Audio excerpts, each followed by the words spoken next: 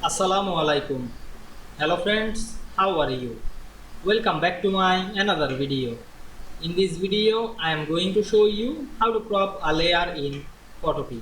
Let's get started. At first, you have to open your Photopea software. Now we can see here a image. Now we want to crop this layer. Select the image. You can select this image. Otherwise, select the layer. Then we go to the tool section. Choose the crop tool. Then crop this layer.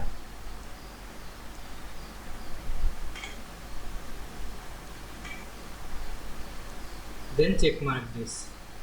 Now we can see we crop the layer easily.